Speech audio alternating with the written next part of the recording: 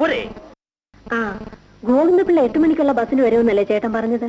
മണി 10 കഴിഞ്ഞു. അദ്ദേഹത്തെ ഇതുവരെ കണ്ടില്ലല്ലോ. ആദ്യത്തെ ബസ് ചിലപ്പോ കിട്ടിക്കാണില്ലായിരിക്കും. ഇനി വല്ല എതിരാളികളും ചെന്ന് എന്തെങ്കിലുമൊക്കെ പറഞ്ഞു കൊടുത്തിട്ടുണ്ടോ എന്നാണ് എന്റെ സംശയം. എതിരാളികളെ ഉള്ളൂ, പക്ഷെ അവരൊന്നും അറിഞ്ഞു കേട്ടി എന്ന് പറയാൻ സമയമായിട്ടില്ല. എന്തോ കുഴപ്പമുണ്ടെന്നാണ് എന്റെ മനസ്സ് പറയുന്നത്.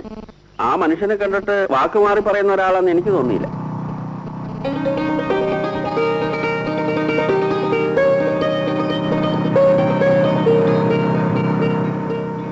നീ എവിടെ ആയിരുന്നടാ ഇതുവരെ? ഞാനൊരു അത്യാവശ്യ കാര്യത്തിന് പോയമ്മേ. അദ്ദേഹം വന്നമ്മ? അയാൾ വന്നിട്ട് അയാളുടെ പാട്ടിന് പോയി. നേരാണമ്മേ? ഇതുവരെ വന്നില്ല മോനെ. ഇനി വഴിയറിയാൻ പാടില്ലാതെ എവിടെയെങ്കിലും കിടന്ന് ചുറ്റുകയാണോ? അമ്മാവനൊന്ന് പോയി അന്വേഷിച്ചാലോ? ഞാൻ പോയി അന്വേഷിക്കാനോ? അത്രയ്ക്ക് താഴോട്ട് പോകണ്ട. അദ്ദേഹം വരും ചേട്ടാ. മോഹൻ ഇത്ര വലിയ ആഗ്രഹം തോന്നിയപ്പോ ദൈവം അത് തട്ടിക്കളയില്ല. ഇല്ലെന്നാണ് എന്റെ മനസ്സും പറയുന്നത്. പോരെങ്കിൽ എന്റെ വലിയൊരു നേർച്ചയുണ്ട്. എന്നാ പിന്നെ സംശയിക്കേണ്ട കാര്യമില്ല. അദ്ദേഹം വരും, ഈ കല്യാണം നടക്കും. ഗോമതിയൊക്കെ സുഖമായിരിക്കുന്നു? പ്രത്യേകിച്ച് അസുഖങ്ങളൊന്നുമില്ല. മോൾ എന്ത് ചെയ്യുന്നു? അവൾ BSc ജയിച്ചു നിൽക്കുകയാണ്. ജോലിക്കൊന്നും ശ്രമിക്കുന്നില്ലേ? ശ്രമങ്ങളൊക്കെ നടക്കുന്നുണ്ട്. ഇതുവരൊന്നും ആയില്ല. പണം തികഞ്ഞില്ല. ഒരു ചാക്കൂടെ വേണമെന്ന് ഞാൻ അപ്പോഴേ പറഞ്ഞതല്ലേ. സൂപ്പ് വെട്ടിയിടുന്നോണ്ട് മതിയാകുന്ന കരുതിയത്. ഒരു അരച്ചാക്കൂടി വാങ്ങാം. മകനാണല്ലേ? അല്ല, അനന്തരവനാ. ഇവന്റെ അച്ഛനും അമ്മയും കൊച്ചിലെ മരിച്ചു പോയതുകൊണ്ട് ഞാനാണ് വളർത്തിയതും പഠിപ്പിച്ചതും. അഗ്രികൾച്ചറൽ MSc പാസ്സായി. ഉടനെ ജോലിയും കിട്ടി. പക്ഷെ അത് വേണ്ടെന്ന് വെച്ച് ഇപ്പൊ സ്വന്തം കൃഷി കാര്യങ്ങളൊക്കെ നോക്കുകയാണ്. മോനെ ശ്രീധര, ഇത് mister Govinda Pillai, retired head master. അമ്മാവന്റെ ഒരു പഴയ സുഹൃത്താ. ഒരു മകനുണ്ടായിരുന്നല്ലോ, ഇപ്പോഴും ഉണ്ട്. അവനോട് ഇല്ലേ? മുറിയിൽ കാണും. ഒന്ന് വിളിക്കേ. ഞാൻ വിളിച്ചോണ്ട് വരാം. നീ പോയി കാപ്പി ഉണ്ടാക്ക്. ശരിക്ക് കഴിക്കാൻ എന്തെങ്കിലുമൊക്കെ വേണം. അയ്യോ, അക്കാര്യം ഞാൻ മറന്നുപോയി. ഇപ്പൊ ഉണ്ടാക്കിയേക്കാം. ചാപ്പാടിന്റെ കാര്യത്തിൽ നിനക്കിപ്പോഴും ദാക്ഷിണ്യൊന്നും ഇല്ലല്ലേ? അവിടെ ദാക്ഷിണ്യം കാണിച്ചിട്ട് പിന്നെ ജീവിക്കുന്നത് എന്തിന്? നമസ്കാരം. ഇവനാണ് എന്റെ സന്തതി വേണു. 4 കാശിന് കൊള്ളില്ലെന്ന് മാത്രം. ബിസിനസിന് പോയി, അത് മുടിച്ചു. കല്യാണം കഴിച്ചു കൊടുത്തു. എന്ത് വിശേഷം? ഭാര്യയും കുഞ്ഞും അവളുടെ വീട്ടിലാണ്. ഇതാണ് ഇവന്റെ അവസ്ഥ. ഇതിനു വേണ്ടിയായിരുന്നു എന്നെ മുറി വിളിച്ചു വെച്ചത്. എന്താ കുറച്ചിലായിപ്പോയോ? ഞാൻ പറഞ്ഞതിലൊരു അക്ഷരം നുണയുണ്ടോടാ? അതൊക്കെ പോട്ടെ. എന്താ മോന്റെ പേര്? വേണുഗോപാൽ. എനിക്ക് പോലോ പരിചയപ്പെടുത്തി കഴിഞ്ഞില്ലേ? ഞാൻ പറഞ്ഞത് സാറിന് ഇഷ്ടപ്പെട്ടില്ലെന്ന് തോന്നുന്നല്ലോ. ഇഷ്ടപ്പെട്ടു. പോരെ? ഏതായാലും ഇത് വേണ്ടായിരുന്നു അമ്മാവ. പണ്ടേ വിഷമിച്ചു കഴിയുന്ന ആളിനെ വീണ്ടും വിഷമിപ്പിക്കുന്ന കഷ്ടമല്ലേ? അവൻ ശരിക്കൊന്ന് വിഷമിക്കട്ടെ, എന്നാലേ ഇനിയെങ്കിലും ജീവിക്കാൻ പഠിക്കൂ.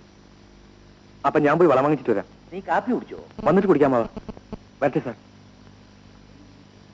സത്യം പറഞ്ഞ ശ്രീധരനാണ് ഇവിടുത്തെ എല്ലാ കാര്യങ്ങളും നോക്കുന്നത്. അവനെ ഒന്ന് സഹായിക്കാൻ പോലും വേണു പോവില്ല. എന്നാലും എന്റെ മുമ്പ് വെച്ച് അങ്ങനെയൊക്കെ പറയണോ? ആരോടെ എവിടെ വെച്ച് എന്ത് പറയണമെന്ന് നിനക്ക് ഒരു ബോധവുമില്ല. പണ്ടേ നീ ഒരു വിടുവായന. ഞാൻ വിടുവായൻ, നീ തെറിവായൻ. ഞാൻ തെറിയൊക്കെ മതിയാക്കിയത്. വയസ്സായി വരികയല്ലേ. നീ ഇപ്പൊ പാരടികളൊന്നും എഴുതാറില്ലേ? തീരെ നിർത്തിയിട്ടില്ല. ഈയിടയ്ക്കൊന്ന് കാച്ചി. ഏത്? മഹാകവി ജിയുടെ ഇന്നു ഞാൻ നാളെ നീ. ഒന്ന് കേൾക്കട്ടെ. ഇന്നു ഞാൻ നാളെ നീ, ഇന്നു ഞാൻ നാളെ നീ എന്നും ചതിക്കുന്നിതല്ല. അല്ല, ഇനി അല്പം കാപ്പി കുടിച്ചുകൂടെ? അല്പമോ? നല്ല കഥ. വാ എതിര്. അങ്ങനെ പൂമംഗലത്ത് പോകാതെ തന്നെ ചെറുക്കനെ പറ്റി അറിഞ്ഞു. മടങ്ങുമ്പോൾ നിങ്ങളെ കണ്ടത് ദൈവനിശ്ചയമാണെന്ന് എനിക്കിപ്പോ തോന്നുന്നു. അതെന്താ? നമ്മൾ തമ്മിൽ പഴയ സുഹൃത്തുക്കളല്ലേ. നമ്മുടെ കുടുംബങ്ങൾ തമ്മിൽ ഒന്ന് ബന്ധപ്പെട്ടാൽ എന്താ? അതിന് എന്റെ മോൻ വിവാഹം ചെയ്തു പോയല്ലോ. മോന് വേണ്ടിയല്ല, അനന്തരം ശ്രീധരന് വേണ്ടിയാണ് ഞാൻ ആലോചിക്കുന്നത്. നല്ല കാര്യം. അവന് പറ്റിയ ഒരു പെണ്ണിന് വേണ്ടി ഞങ്ങൾ അന്വേഷിച്ചോണ്ടിരിക്കുകയായിരുന്നു. എന്നാൽ നിങ്ങൾ രണ്ടുപേരും കൂടി വീട്ടിൽ വന്ന് എന്റെ മോളെ ഒന്ന് കാണണം. എല്ലാവർക്കും ഇഷ്ടപ്പെട്ടാൽ നമുക്ക് ഉടനെ അതങ്ങ് നടത്താം. ശരി, ഞങ്ങൾ ഞായറാഴ്ച വരാം. ഉച്ചയ്ക്കൂണ് അവിടെ. നല്ല മിടുക്കി പെണ്ണ. അവൾ ഈ വീട്ടിൽ കയറിയ ഐശ്വര്യമായിരിക്കും.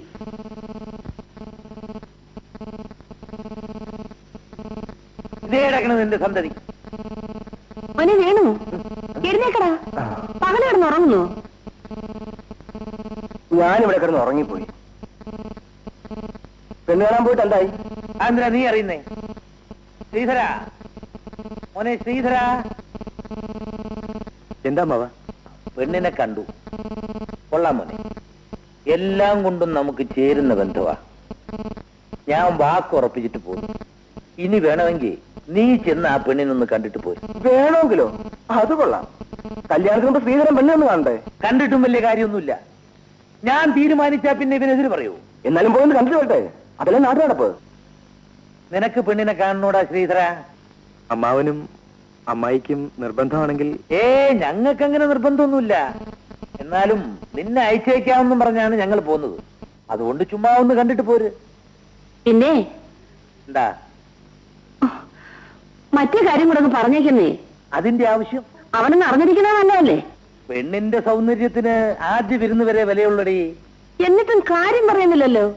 ഞാൻ പറയാം മോനെ, പെണ്ണിന്റെ നിറം നല്ല എണ്ണ കറുപ്പാണ്.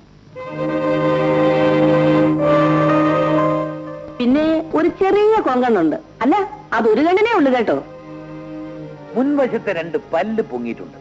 അത് വേണമെങ്കിൽ കല്യാണം കഴിഞ്ഞ് പറിച്ചു കളഞ്ഞ് വേറെ വെക്കാവുന്നതേ ഉള്ളൂ. നിനക്ക് വിഷമമൊന്നുമില്ലല്ലോ ശ്രീധര? വിഷമം? പിന്നെ വിഷം കാണാതിരിക്കുവോ? നിനക്ക് വേണ്ടിയല്ല, ശ്രീധരന് വേണ്ടിയാണ് പെണ്ണിനെ കണ്ടത്. വിഷമം വല്ലതും ഉണ്ടെങ്കിൽ തന്നെ സഹിച്ചേ പറ്റൂ.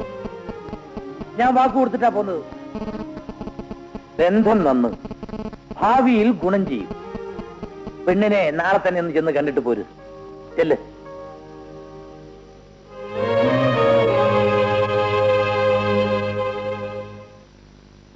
ഏറ്റോടി ഇവൻ പറഞ്ഞോരെ? ഏറ്റെന്നാ തോന്നുന്നത്. ഇപ്പൊ തനിക്ക് മനസ്സിലായോ? എന്റെ അച്ഛനെ പോലെ ഇത്ര കൊള്ളരാത്ത മനുഷ്യൻ ഈ ലോകത്തിലില്ല. ശത്രുവിനേക്കാൾ ഭയങ്കരനല്ലേ? അമ്മേനെ കൂട്ടും നിൽക്കും. ആര് കൂട്ടുന്നാലും ഇങ്ങനെ ഒരു പെണ്ണിനെ കല്യാണം കഴിക്കാൻ എനിക്ക് ബുദ്ധിമുട്ടാണ്. ബുദ്ധിമുട്ടാണ് തുറന്നു പറഞ്ഞൂടെ? എങ്ങനെ പറയും?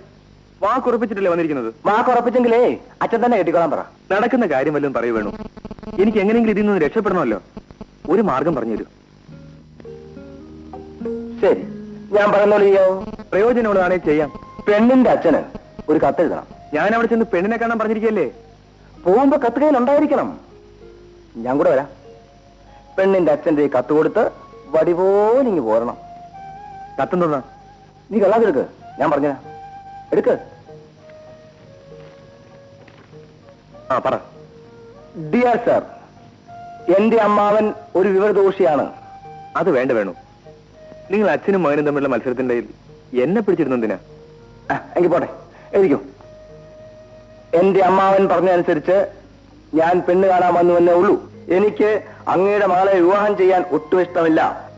അതുകൊണ്ട് ദയവ് ചെയ്ത് അങ്ങയുടെ മകൾക്ക് എന്നെ ഇഷ്ടപ്പെട്ടില്ല എന്ന് എന്റെ അമ്മാവനെ ഒന്നറിയിക്കണം. ഒരു MSc-കാരനായ എന്റെ ശരീരം ഒരു മുഴം കയറിൽ കിടന്ന് ആടുന്നത് കാണാതിരിക്കണമെങ്കിൽ നീ എഴുതരാ ശ്രീധരാ. അങ്ങിങ്ങനെ സഹായം ചെയ്യണമെന്ന് താഴ്മയായി അപേക്ഷിച്ചുകൊള്ളുന്നു എന്ന് വിനീത വിധേയൻ R. ശ്രീധരൻ MSc. MSc വെക്കണോ? ഇരിക്കട്ടടാ, ഒരു റിട്ടയർഡ് മാസ്റ്റർ അല്ലേ? അത് കണ്ടിട്ടെങ്കിലും ഏതൊന്നും വരും. അത് ശരിയാ.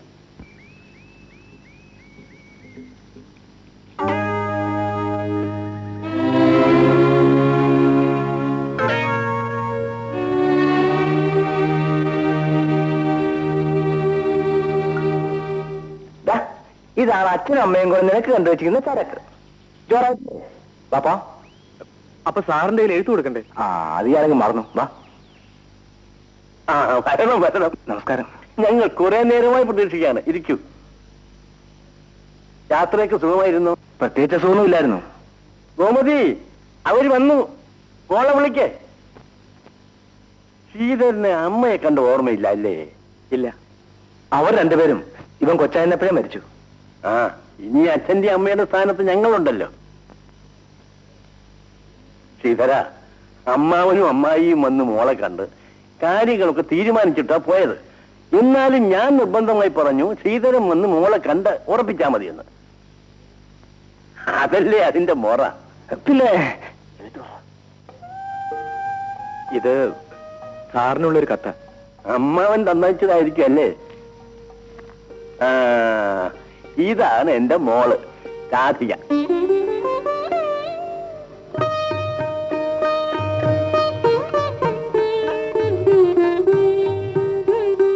മോളെ, ഇതാണ് ശ്രീധരൻ. വായിക്കുന്നതിന് മുമ്പ് കത്ത് തിരിച്ചു വാങ്ങിക്കുക. ക്ഷമിക്കണം സാർ, ഈ കത്ത് സാറിനുള്ളതല്ല. പെണ്ണ് കാണാൻ വന്ന വെപ്രാളത്തിന് ഇവൻ ആള് മാറി തന്നുപോയതാ.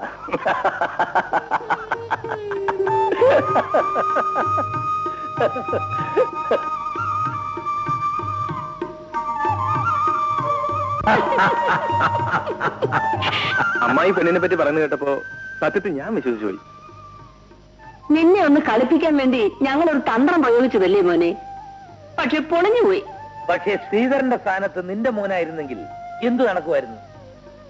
ഞാനേ ആ വേലക്കാരി കെട്ടിക്കൊണ്ട് പോരുമായിരുന്നു. ഒന്നുമില്ലാത്തവളായതുകൊണ്ട് അവളുടെ ആഭരണം വിറ്റുന്നെന്ന് അച്ഛൻ പരാതി പറയില്ലല്ലോ. നിനക്ക് എല്ലാ കാര്യത്തിലും ഇങ്ങനെ ഒരു തലതിരിവേ തോന്നുന്നുള്ളൂ അല്ലേടാ? എന്തിനാ അതും ഇതൊക്കെ പറയുന്നത്? എല്ലാവർക്കും ഇഷ്ടമായ നിലയ്ക്ക് കല്യാണം ഇനി താമസിപ്പിക്കണ്ട, ഉടനെ അങ്ങ് നടത്തണം. ഉടനെ മുഹൂർത്തം നിശ്ചയിക്കാം. എല്ലാ കാര്യങ്ങളും ഞാൻ തന്നെ നടത്താം. ആ താലി കിട്ടുന്ന ജോലിയെങ്കിലും ശ്രീധരന് വിട്ടുകൊടുത്താൽ കൊള്ളാം. മോനെ, തീയതി നിശ്ചയിച്ചു കഴിഞ്ഞാൽ ഉടനെ കല്യാണക്കുറി അച്ചടിപ്പിക്കും.